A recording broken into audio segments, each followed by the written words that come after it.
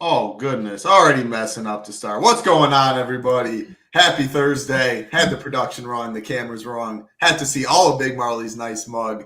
Throw it to you right away, Big Marley. Got that UNC jersey. Looking good. How you doing today? I'm good. Just found out about this Kennedy and Chukwu cancellation, though, right before the podcast. Didn't really have time to look into the replacement. Don't see any line yet. Hopefully we'll get something as the show's going on.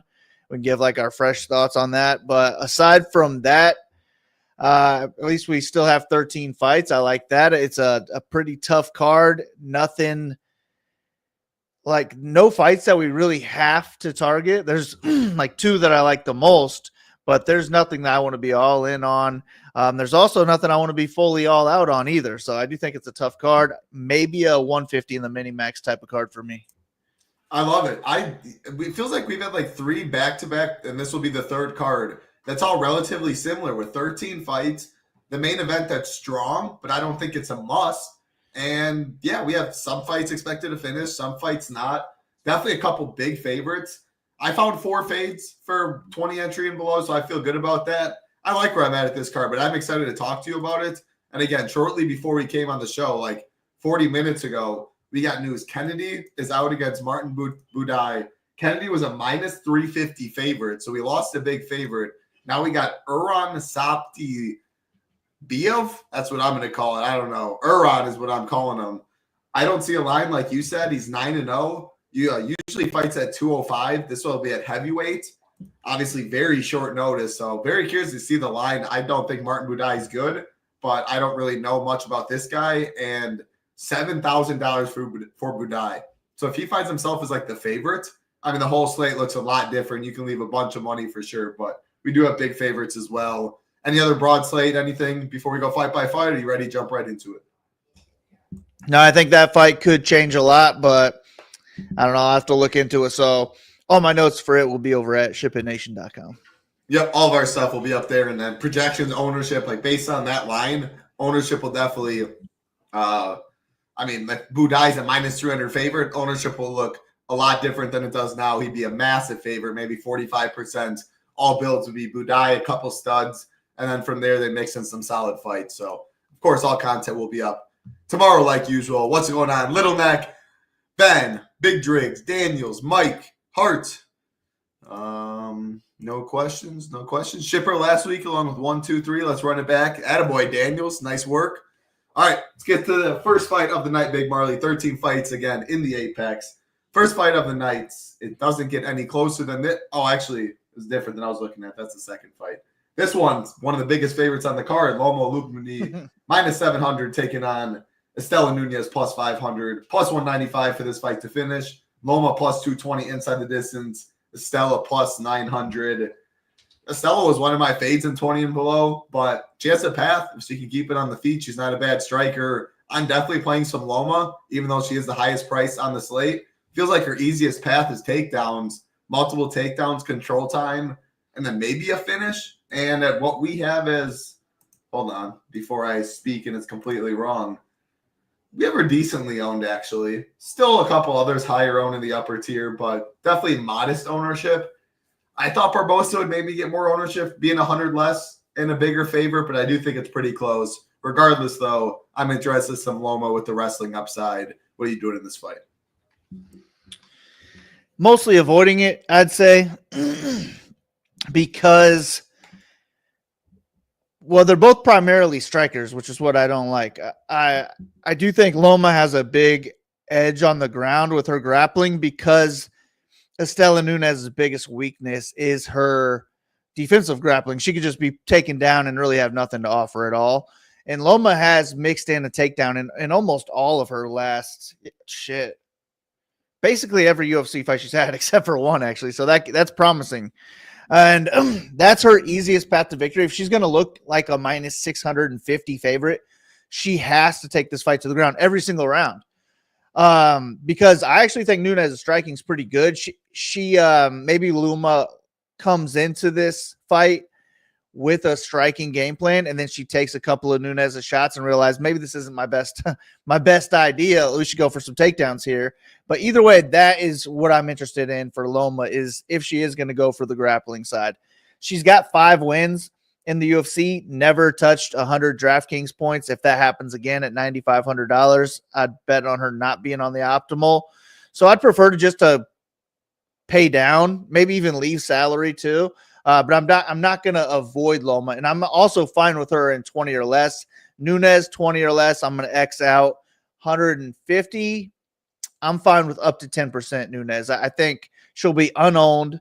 And I don't think it would be the most shocking thing I've ever seen if she knocked out Loma. I don't think that's going to happen at all, but it would just be an easy path to victory. Like right away, the card starts, you got 100 points from Nunez. Nobody has her. You're feeling pretty good the rest of the card. So I'll play a little bit of her with 150, but give me Loma to grapple and get either a submission or win all 3 rounds.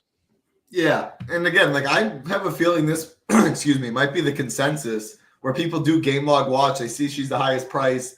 Cheaper fighters have better inside the distance props, and she's like 28%.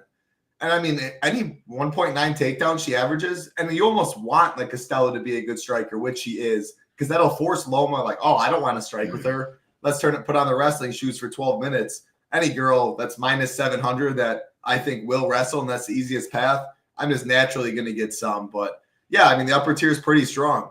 Ben says, am I crazy to think all 3 women's fights could finish? Well, the 3 women's fights, Loma, Estella, I think Loma's live to finish, plus 220 inside the distance. This Alencar Demopoulos fight, I mean, I guess maybe a sub. I do not think that finishes, though. Barbosa, Belbita, not crazy. That's expected to finish at minus 145 and a massive favorite. So, well, we'll get right to the fight. That's the most likely to go the distance on the card, and a complete coin flip. Vanessa Demopoulos minus 110, Talita Alencar minus 110.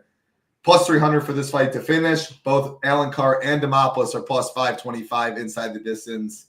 I'm fading this fight in 20 entry below unless you can really make a strong case for one of them. And I know they both have wrestling upside, top control upside, but I don't even know if that's going to be enough. Like, we would need a one-way domination.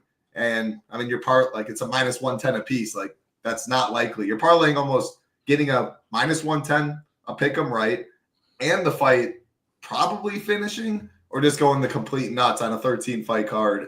I don't love it. It's low-owned. Are you going to talk me into anything?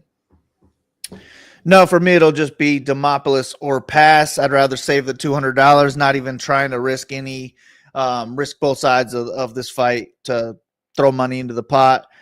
Xing Alencar out with 152. Demopoulos, I think she is a more dangerous grappler off of her back, and Alencar, all she really has is takedowns in her game. So I do think Demopoulos will accept them. I don't see Alencar doing enough with them to score enough points where I'm worried of her being on the optimal. So that's why I'm going to X her out. But I do think Demopoulos could wrap her up in an armbar or something like that from guard and score 92 points and possibly be on the optimal. But more likely, they're both playing for a decision, and I doubt either one of them hits 80. So fade, probably the best way to go, but I will get a little bit of Demopoulos exposure. Fair enough. Demopoulos was my pick too, so I'd be fine with it. I'm going to exit though on a 13-fight card. If that fight beats me, it beats me, and I'll move on to next week. And right, speaking of next week, big boy pay-per-view card next week. Super pumped for that. And then I think we got 1 week off. I mean, I think that's like 12 in a row or something. It's been fun. Saturday MMA on the TV every Saturday. It's been fun. Always a nice little break here and there. Big Marley and I definitely put in a lot of work throughout the week, but it's definitely worth it. Enjoy doing it. And yeah, always money to be made on Saturday, sweating out with the people in the Discord. All right, next fight on the card. This one should be a pretty good one. Victor Henry, minus 201. Taking on Pedro Falcao, plus 171. Falcao, plus 300 inside the distance. Henry, plus 450 inside the distance. So the underdog with the better finishing prop, you look at it, obviously, just on paper, it's plus 185 to finish, not great. Henry, though, man, 7.66 significant strikes per minute. Falcao, 2.07 takedowns per 15 minutes. Looks striker versus grappler to me. Do you see it the same way? But I see you only have it at 2-star, so why is that what I look to be a striker versus grappler matchup? Yeah, striker versus grappler, maybe Falcao has more power in his hands, but Henry should be the clear minute winner on the feet. And if anyone's looking to get this fight to the ground, it should be Falcao. He's more dangerous there. I don't really like Henry because he's nearing 40 years old. He shouldn't look to grapple at 8,800. And if he is fighting off takedowns for this whole fight or being taken down, trying to get back to his feet, it's just going to be hard for him to score that many points. So there's other favorites I'd rather pay up for. I don't think I'm going to X Henry out, but he's not one that I'm looking to click on either with hand builds. Falcao is one of the underdogs that I am interested in because he should be looking to grapple. And if he submits Henry really in any round, I think he's got a good chance at the optimal lineup. He's got power in the hands. I doubt he knocks out Henry, but it's possible. And really just any win from him. If he gets a decision win, it's got to come through the ground. So I think he's playing for 10x or more in any of his wins. I'll probably be overweight to the field on him and then underweight to Henry. I probably will be the same. I mean, we do have Victor Henry, one of the lowest owned in the upper tier. Anyone that has that much volume, and if he can stuff takedowns like that, I mean, he can rack up punches in bunches. And if he got like a third round knockout, obviously that's not likely. His inside the distance prop has come down though. Open plus 500, now plus 450.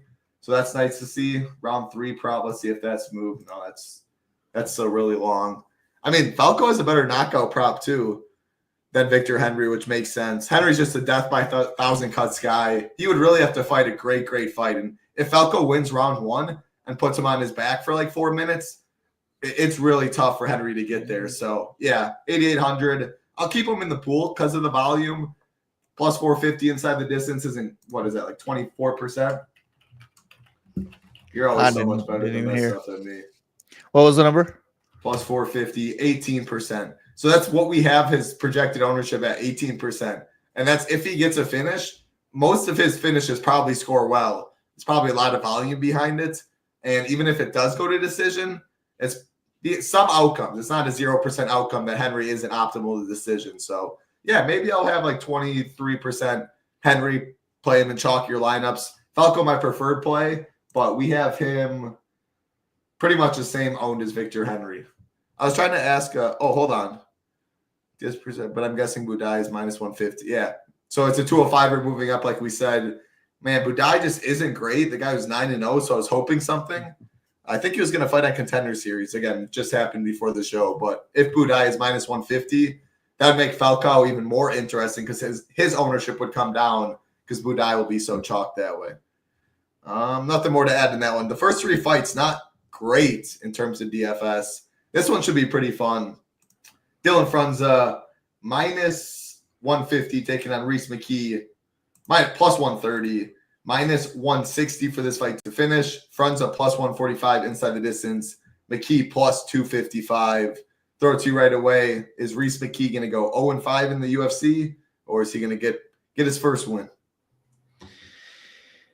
I think he goes 0-5, but I don't know. He could win this fight. I do think he's the better striker at range. If he could just keep Franza, is that what his name is? Franza away from him? That's what I'm going with. Cool. Yeah, I'm going with that too then. If he could just keep him away from him, like keep him away from brawling, taking his head off, or keeping him away from taking him down, then I think McKe could win all 3 rounds at range and maybe even have enough volume to compete for the optimal lineup here. I just don't think that's very likely. And the more dangerous guy is Franza. He's got power in his hands. He is more aggressive as in walking forward and wanting to hurt his opponent. And he's also got good ground and pound. And McKe has poor takedown defense and just a poor ground game in general. So it wouldn't be a bad idea for him to look for takedowns and just try and fight from there where you're just a little bit safer. So my preferred play in this one is going to be Franza for the ceiling. But I also just don't think he's very good either. So I'm closer to a 3-star on this one than I am a 5-star. And I'd be fine if I was underweight to both sides. I'd also be fine if I was overweight to Franza and around the field on McKe. But yeah, the way I see it would probably be overweight Franza, underweight McKe. We'll see what happens with that Budai line, though. That'll change a lot. Yeah. I was on the other side. I'm on McKe, but I just want to make sure my read's not wrong because So you think Franza's more likely to offensive wrestle in this fight than McKe? I think so, from just based on the fights that I saw from him, and I really don't remember much of McKe pre-UFC, and I just don't remember any takedowns from him. Yeah, he hasn't had any. Because what I'm looking at is and again, you do a lot more tape work than me. I like to rely on you for that stuff. But plus 600 McKe by sub, plus 1,600 Franza by sub. So pretty much 3 times more likely is McKe than Franza. And if you look at the losses, like both of Franza's losses both of them by submission. I would honestly think that it'd be more likely that it's McKe from his back like a guillotine. Okay. I don't think Franza's a good grappler. I just think it would be takedowns as a path for ground and pound. Okay. I guess that lowers my interest in McKe a little bit. I'm still picking McKe, but I thought that there was maybe 1-2 takedown upside in that could help him steal around. He just fought the way better competition. As Franza guy coming off of a Contender Series decision win as a favorite. Like Reese McKee's at least fought good dudes. He's gone a decision with a lot of them. I think he's solid. I mean, he eats punches with his face, which is why I will play some Franza. But yeah, I mean, he's not bad offensively by any means. He's tough. He'll get in a dogfight. I'll take that at plus money and the cheaper guy. And I am fine leaving in chalkier lineups, building a team, putting Franza in, dropping down, and getting Reese McKe. Like a lot of those mid-tier fights, all 3 are not expected to finish. This is minus 190. So, I mean, Reese McKe gets a finish at plus 255, which is better than a lot of those mid-tier stuff. If you're leaving 1,000 plus, that's a way to outlook to get different in larger field stuff. All right, spent enough time on that one, but yeah, that's important. I wanted to ask you about the wrestling there. Next fight on the card, another closely lined fight. Daniel Santos minus 140 taking on Davey Grant plus 120, plus 125 for this fight to finish. Willie Cap plus 190 inside the distance. Davey Grant plus 475. I'm going just like the last fight.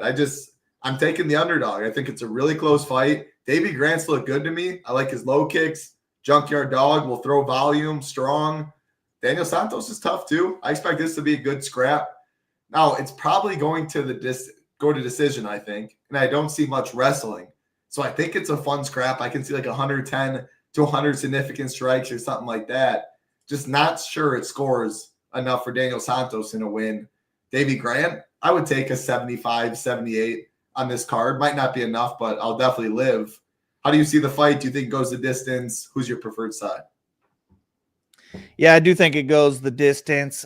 I looked into this fight on Sunday.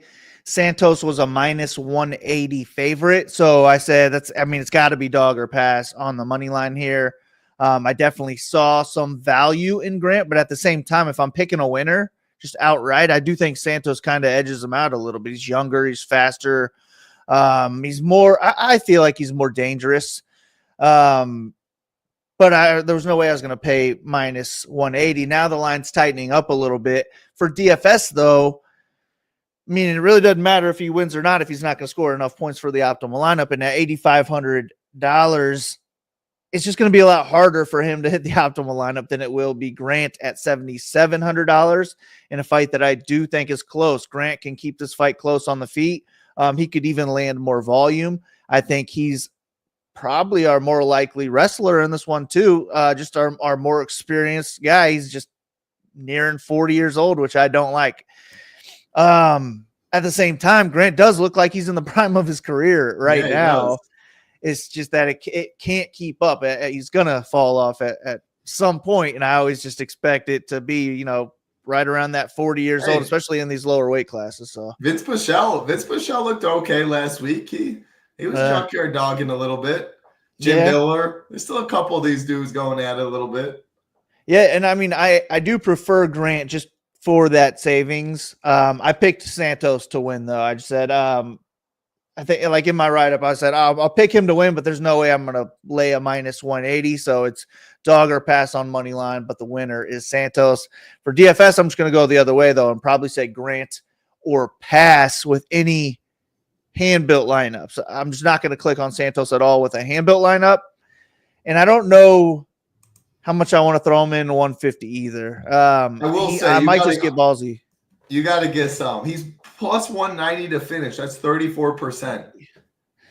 Yeah, like, I'm with you. Like I don't love it. Like I like Grant, but when I see that 190 to like that mid tier there's not many finishes in the mid tier. If he does finish, whatever finish it is, like if you tell me he gets a finish, I'm signing up any day of the week right now at 8,500.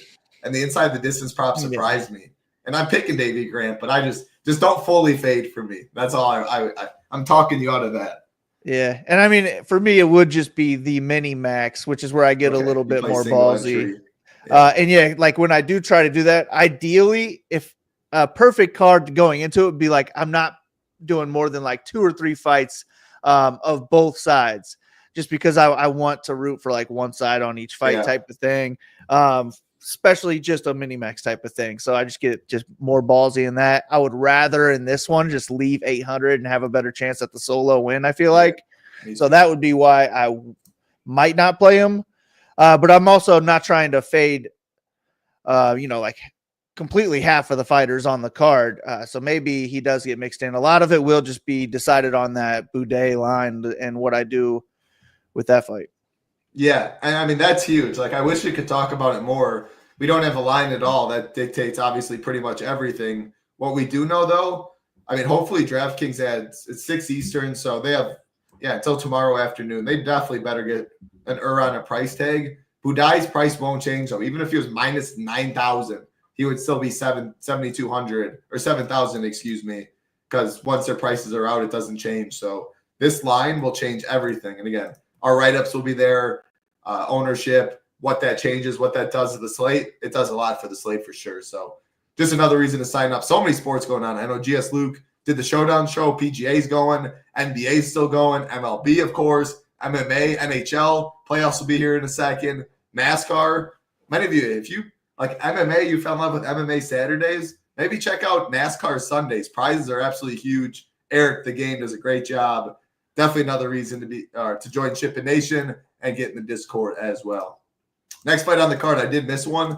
Big Marley, the biggest favorite on the card, Diana Barbosa, minus 1,100, taking on Diana Belbita, plus 775. Minus 1,100 now. Open minus 350. Even just earlier this week, minus 500. Now minus 1,100. Minus 165 for this fight to finish. Barbosa minus 165 inside the distance. Belbita plus 1,200. So Barbosa opened minus 120 inside the distance. Now minus 165. Barbosa round 1 opened plus 225. Now plus 150. I think she's probably the best fighter on the card. Her or Leon. I don't know which, or Lerone. Leon. Definitely not Leon. He stinks. No, I'm just kidding. Lerone or Barbosa. Who do you prefer? 9,400, 9,300. I mean, this should be takedown city and probably a submission is how I see it. Belbita has nothing off her back. Lerone or Barbosa, and then what are you doing in this one? I prefer Murphy. Damn, these odds are crazy. These make me want to bet Belbita. If she could just not get taken down, she could definitely win this fight. And if I could be 1 foot taller, I might be in the NBA. Oh man, yeah. But Barbosa's not a good wrestler, in my opinion. She's a good grappler, a much better grappler, and way more dangerous than Belbita. And if the fight does go to the ground, she probably does look like, in my opinion, more of a minus 600 than minus 1,100. But if she can't land takedowns, man, I don't even think she wins this fight. That line's crazy to me. But damn, it makes me like her a little bit more in DFS, that's for sure. And I am picking her to get a submission. So I guess I'm just going to get a little bit more exposure than I thought I would going into this. I kind of looked at this as the same thing as the Lookboonmee fight, except for the fact that Barbosa should not look to strike, where Lookboonmee is a striker who should look to wrestle. Barbosa is not a striker who should look to wrestle. She is just a grappler who needs to grapple. But she's $100 less, more likely to finish, more likely, I guess, to grapple. So I guess I like her more than Loma, and I'll get more exposure for that reason. And then Belbita's the same as Nunez for me. I just changed ownership, and I wanted to say it out loud. You can change it on the sheet if you want, but I went 6 up for Loma and 6 down for 6 up to Barbosa, 6 down for Loma. I think Barbosa's got to be one of the chalkier on the slate with that better. She's expected to finish. She's a bigger favorite. Her round one props because she's -130 to win by sub. Big Marley -130. So like she has a better chance to win by sub than you picking just Vanessa or Alencar straight up. She's gonna. Yeah. I don't think when we get to Emmett, I don't think Josh Emmett gets the ownership that people think, especially if Budai comes in as a pick'em or a favorite or anything. I think you'll get Josh Emmett pretty low owned. What do we got? Not low owned, but for a main event dog, we have him pretty high right now. But again, so much is depending on what Martin Budai and his status comes in at only 7,000. Yeah, if Budai comes in even close to being a favorite, then he's going to get 50% or so ownership, and then Emmett might be like 20% then. Yeah, it'll be closer to 21%. Yeah. Like I would not. He very well might come in right around there this week, and I wouldn't be surprised. All right, let's keep it rolling. Next fight on the card, we have one because I skipped that fight. All right, here we go. Luis Gurule -230 taking on Ode Osborne +195. Our -130 for this fight to finish. Luis +140 inside the distance. Ode +375. Some noticeable line movement in this one. Luis inside the distance prop +175, now +140, taking some money by KO and sub.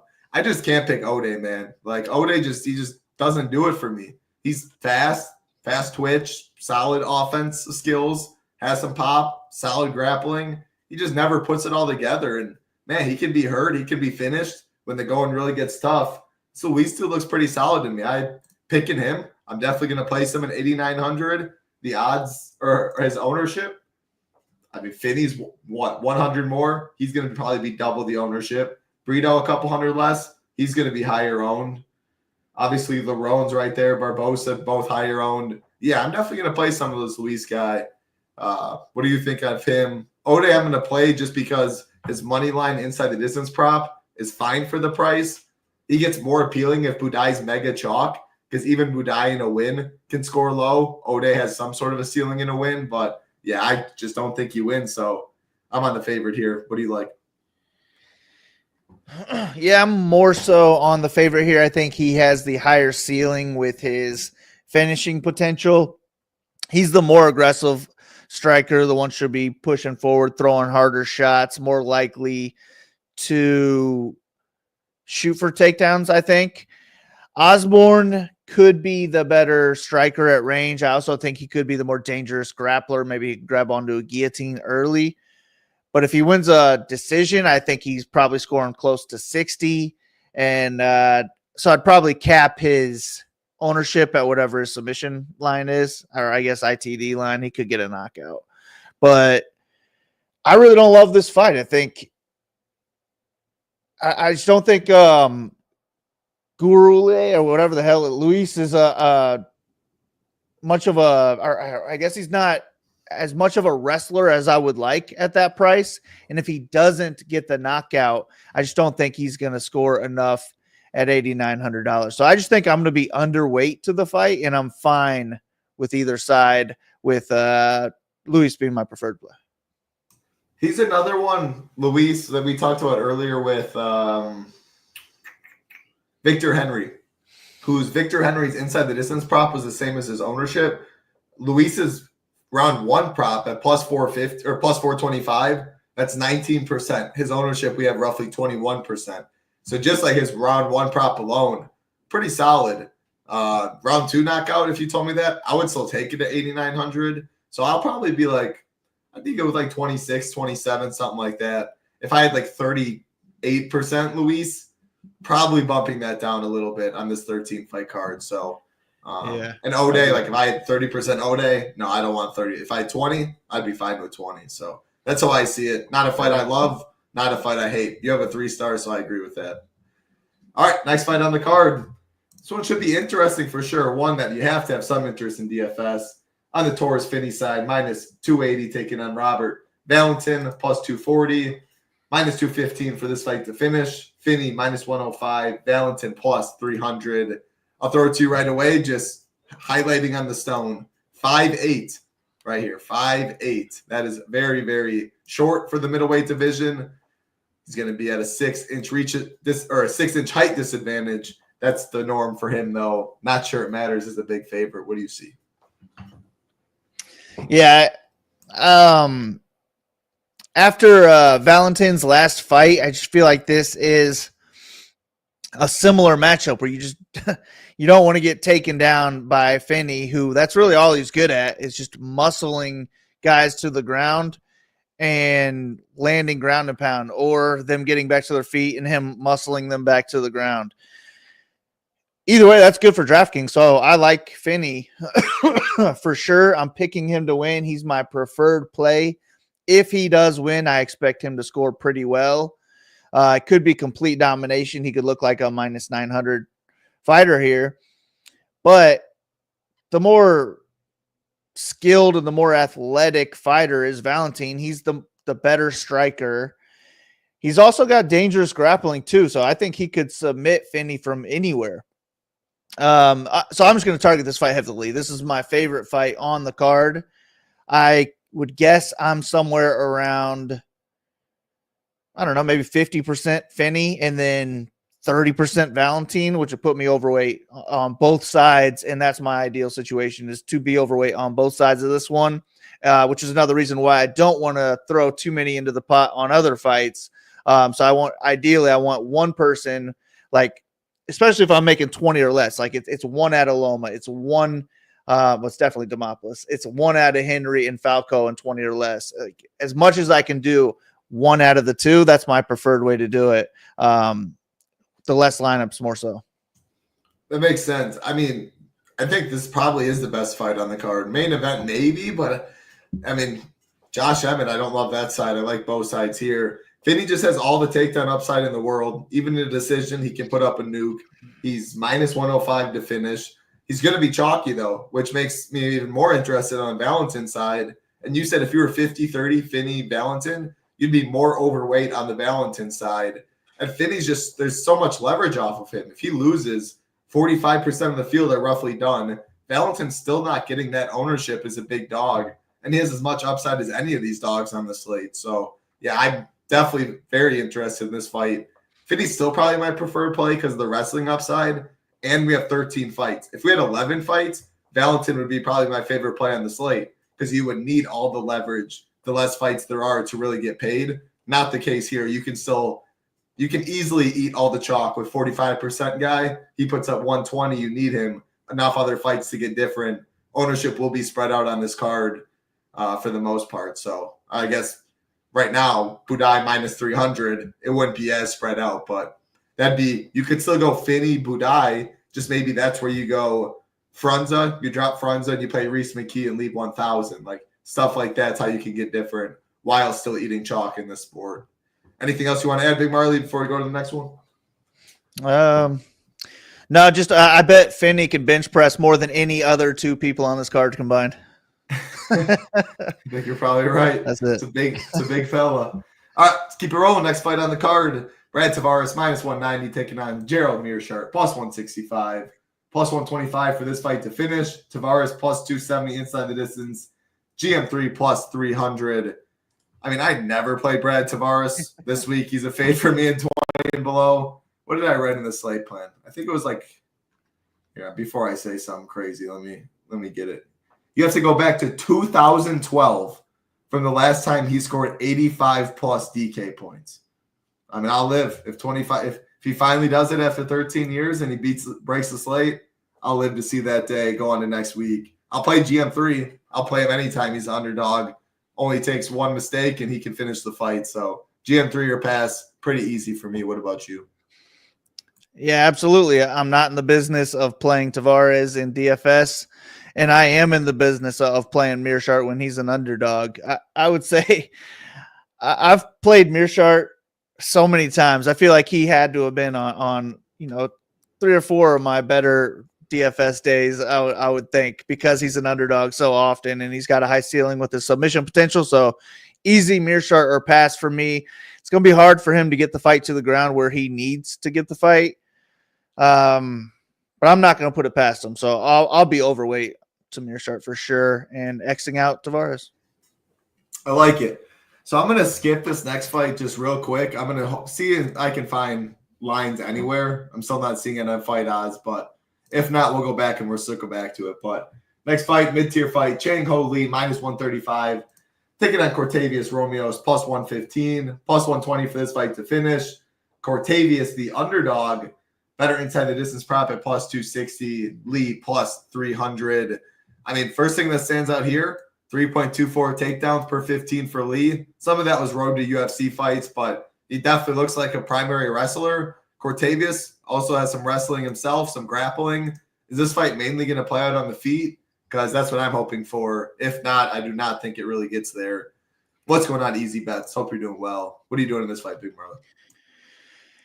Yeah, I'm more so leaning Lee or pass in this one. I'm looking up his takedown props right now.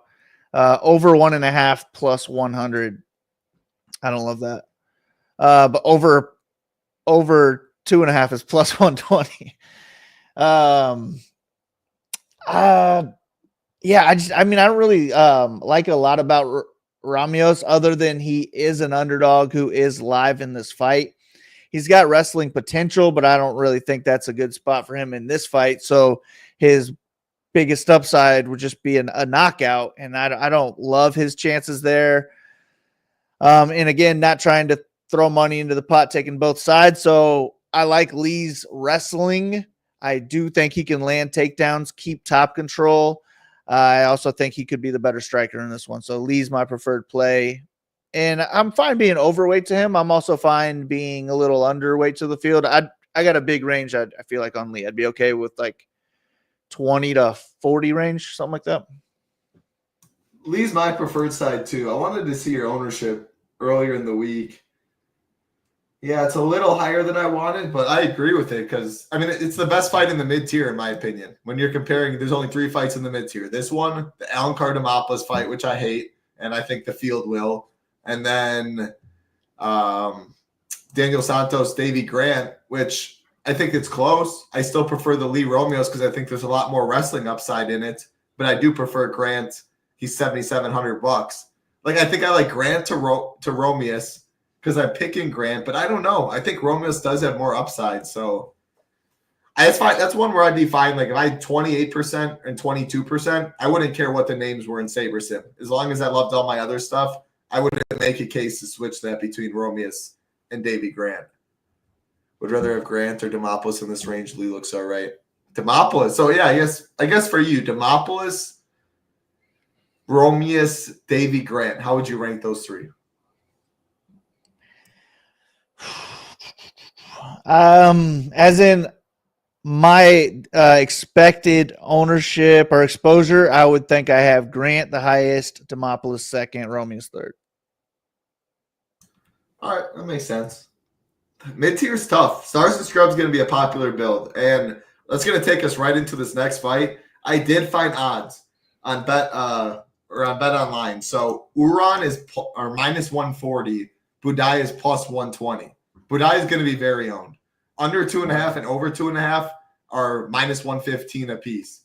So I bet you the inside the distance odds might be like Uran +195, Budai +250 or something like that. Maybe a little worse. I'm speculating there. We don't have any other props on that, but yeah, -140. So we're going to break down that fight. -140 Uran on very short notice, taking on Budai, who's +120, under 2.5, -115, over 2.5, -115. That means we probably will have, let's see if there's any gap in pricing. My guess is they probably throw Uran at 8,300. We don't have an $8,300 fighter. No, my guess is they probably go Uran at 8,300. So let's talk like that. Uran 8,300, Budai 7K, -140 Uran, +120 Budai, -115, under 2.5. Obviously, it's first look. All of our thoughts will be in our content up tomorrow, but what are your thoughts? Yeah, I don't know. I didn't have time to look at Uran. All I saw was a highlight video. It was like a minute, little over a minute. and that was promising. I would say, based on that 1 minute and what I know on these two, he has the better MMA body type. He's 6 foot 4. I guess they're both 6'4", but he just looks more lean and more like a fighter. And he was going for takedowns, and almost all of the wins, I think, in that highlight reel were ground and pound finishes. So I was like, oh, this is great for DFS, especially if we can get this guy as an underdog. But Budai's never been taken down. I mean, he's a big boy with some big legs, and I just don't think Uran's going to have a lot of success there. So I don't know. I have to watch his fights. Go check out shippingnation.com. Tomorrow I'll have everything posted, including ownership, which will be massively changed after tonight. So everything will be posted. I just don't know enough about Uran yet. I would say I'll be heavy on this fight, and maybe it'll be a 5-star for me. Probably 4 though. Yeah. It's going to all come down to pricing. I think it's 83,000, 7K. It's still, if it's Budai not getting taken down and just a mid-volume heavyweight fight, I can see it still busting even at prices. It'll be interesting to see Uran's inside the distance compared to Budai's. Budai's going to get some ownership, though. What number that is, that's going to definitely be key for me. 30%, I definitely still play a decent amount at plus 120. Enough other rotating stuff I can do up top. If we got to the 40% range, maybe I just want 20%, take an underweight stance there. I'm definitely going to play both sides of the fight, though. Definitely will be tracking line movement heavy, though, especially with it's such a new line. Any bit of it takes less money to move the line more significant. So, when that's the case, I would really like to see where it goes late, inside the distance, where it moves, under, over, etc. So, all that we talk about in the Discord.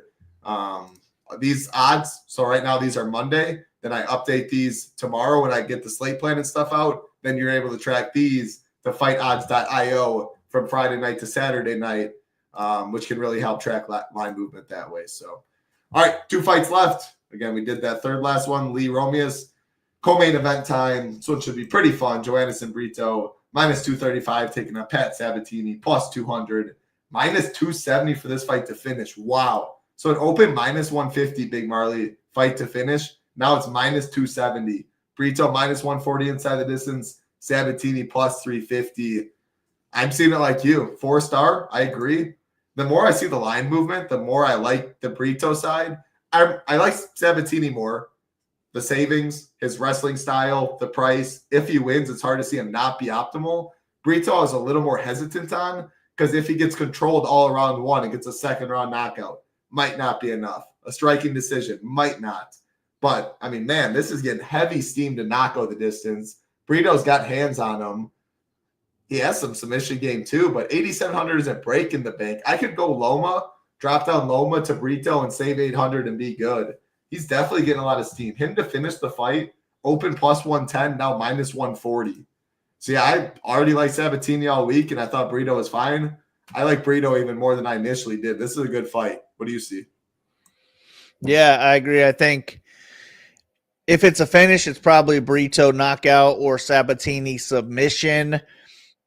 Brito could get a submission, I guess, too, but Sabatini's more dangerous on the ground. He should be the one wanting to get this fight to the ground. I don't think he can really strike with Brito. Brito should be the better minute winner and the more dangerous striker. He's probably the better offensive wrestler, too.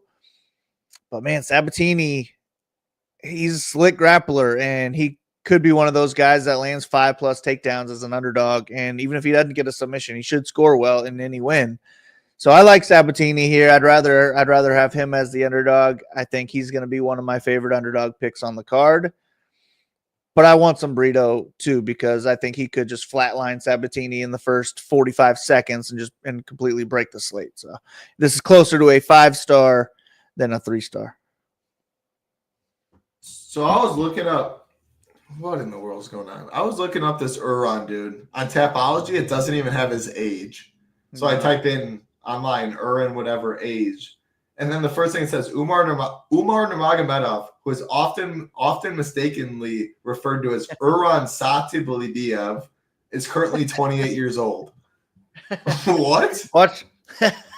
Umar is People think Umar is this guy? Like, people know who this guy is? What are we doing? All right. I mean, but based on his face in that highlight reel, I would say 28, though, does sound decent. Yeah, I'm going to put 28 Or on older. the stone. He doesn't look super young. No, he doesn't. He doesn't. I'm going to put 28 in the stone. That's, yep. Thanks, Daniels. What in the world's going on? All right. Main event time. Pretty big favorite. First of all, appreciate every single one hanging out with us, watching live, watching our playback. Very much appreciate it. Again, all we ask, like button, subscribe button. Helps us out a ton, grow the channel. And if you aren't a member and you want, again, all these sports going on, all content, or all the sports for one price. Also do have SaberSim if you do want to add that. The best partner optimizer out there. Core package, starter, ultimate. I'd recommend the core right now because we have a deal going. MLB 50 gets you $50 off your first month. $99 usually gets us all the sports and the core for Saber. Now take 50 off, $49 for the first month. No better time to get in. Definitely do check out the Discord if you do join. Lerone Murphy, minus 330, taking on Josh Emmett, plus 270, plus 125 for this fight to finish. Lerone plus 230 inside the distance. Josh Emmett plus 375. Does it do anything for you, Big Marley? I don't know if you saw a presser ask Josh Emmett today. Josh Emmett, what do you think of? I didn't watch it. I saw a quote. But what do you think of you being a big underdog or something like that? He said, bet the house on it. You doing anything with that knowledge? What do you think? No. I mean, he hits harder than Murphy. He could definitely knock Murphy out really in any round, but more likely early. And it's a no Emmett, no cash type of week. He's also an okay wrestler and a decent striker. So he could win this fight anywhere, but he's 40 years old. And I think that Murphy is the better all-around striker at this point. I think he's the better wrestler. And that volume, what was it? But the Barbosa fight? Yeah, is that what I'm thinking of? 230 or something. Yeah. That fight alone just really makes me like Murphy a lot more because I don't think Emmett has that in him at this point. I don't think he could land that many strikes if Murphy was standing there letting them. So 5-round fight.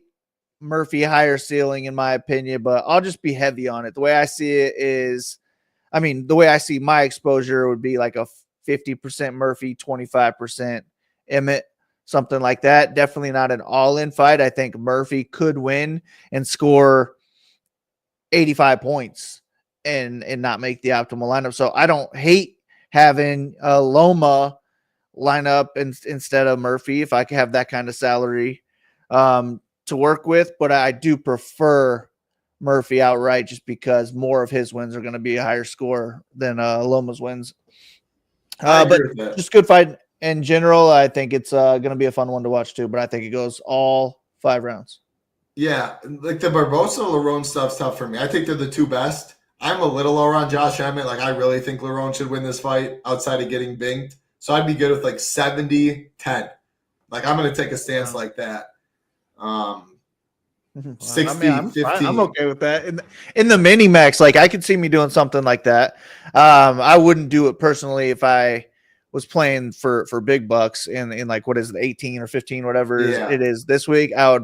I'd be a little more safe in that personally. Usually like what I do now in those is like play 30 teams, 35, 25, 40, 20. Same. Like, so I can, like, I'm fine making a stance like that. I'm telling myself I'm not doing 150 because I'm not going to spread it out all that way. I'm going to make a little more stands, but I still, like, even when I play 30 or 40, I don't always fade all 4 of my teams or players in 20 or less. Like, when I was in California talking to Rio and seeing other pro sheets and stuff, like, these guys are playing everyone for the most part. The reason for that, it's pretty much the most volatile sport out there already. Underdogs win all the time, and all those people that I usually fade or like I don't think they win. They're already low owned, so it's already baked into all that stuff. So obviously that's when we use our I know fight stuff. The less teams you play, the more you should make a stand. But if you're playing a bunch of teams, I think that's part of your portfolio, even though you think they're dead teams. I've come around a lot more to just adding those stuff in. But sometimes Rio does like what you do, like the mini max you're talking. You almost treat it like a single entry, making a lot of harder stands, narrowing stuff. because you're fine if you get hardly any back in what you pay for less of a contest, at least how you look at it. Any final thoughts on that? Any final thoughts on this card before we get on here? No, I'm going to check out that Uran guy tonight and or tomorrow. I'll have everything posted over at shippingnation.com. Ownership will be updated by tomorrow as well. Good luck to you, Title. Good luck to everybody listening. Let's ship it. Let's ship it is right. Appreciate everyone hanging out with us. Big weekend over here. So many sports going on. Plenty of cheese to be made. We'll be back tomorrow talking some MLB and hoops. So, again, like button, subscribe button. You'll get notified when we go live. Good luck this weekend, Big Marley. Enjoy your vacation. See you in a couple weeks. For Big Marley, I'm Titletown. Peace. Good luck.